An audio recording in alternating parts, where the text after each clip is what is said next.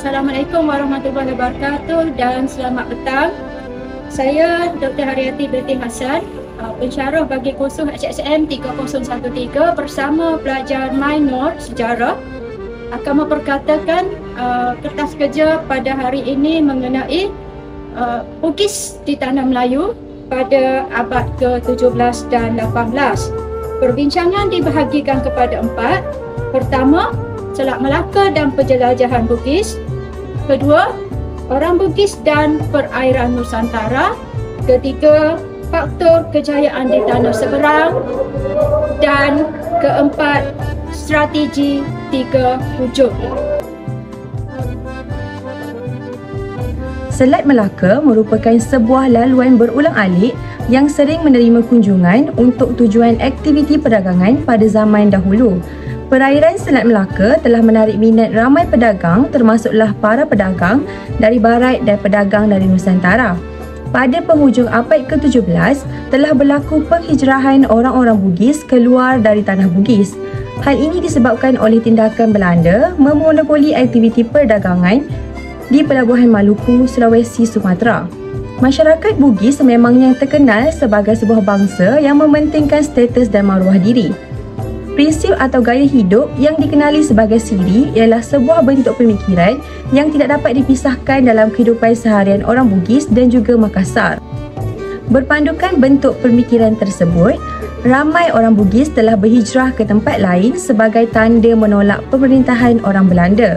Hal ini dapat dikaitkan dengan istilah pasompe bermaksud merantau yang dianggap sebagai kaedah untuk memperbaiki sirik.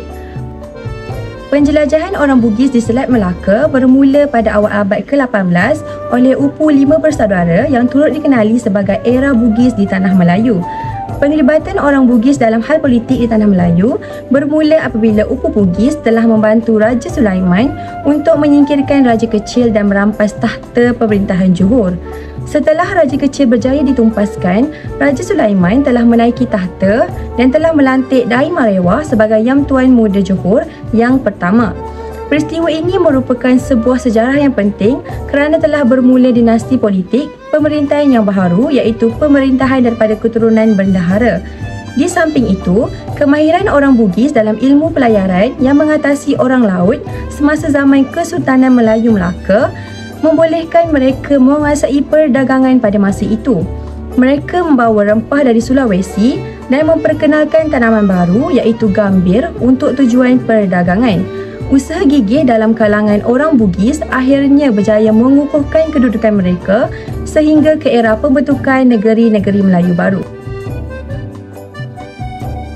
Saya Nur Atikah Rabiatul Adawiyah binti Azhari dengan nombor matrik di 2021-1098-637 akan menjelaskan berkenaan orang Bugis dan perairan Nusantara. Secara umumnya, orang Bugis sama sahaja seperti suku bangsa Melayu yang lain, iaitu mementingkan status, maruah, moral, harga diri dan sebagainya. Antara sebab dan matlamat mereka berpasompe atau dengan kata lainnya ialah merantau adalah untuk mempertingkatkan status sosial serta ekonomi diri dan keluarga mereka. Diaspora bermaksud penyebaran ke merata tempat. Penyebaran atau diaspora orang Bugis di Nusantara mula mendapat perhatian cendekiawan, iaitu dari segi keaktifan orang Bugis sebagai pelayar, pedagang dan penjelajah bahari.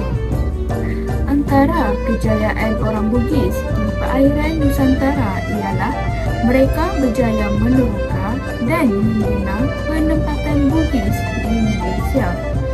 Orang Bugis ini kebanyakannya mengamalkan cara hidup Islam dan bersikap tulus dan mulus dalam setiap urusan mereka, termasuklah urusan perdagangan. Oleh sebab itulah, mereka berjaya dalam urusan perdagangan. Selain itu, mereka juga berjaya menjadi pemimpin di seberang seperti di negeri Johor dan Selangor yang mana biasanya merujuk kepada peranan anak raja Bugis 5 bersaudara. Hal ini dapat dilihat apabila mereka berjaya menempatkan diri mereka sebagai pentadbir dan pemerintah seperti di negeri Johor dan Selangor.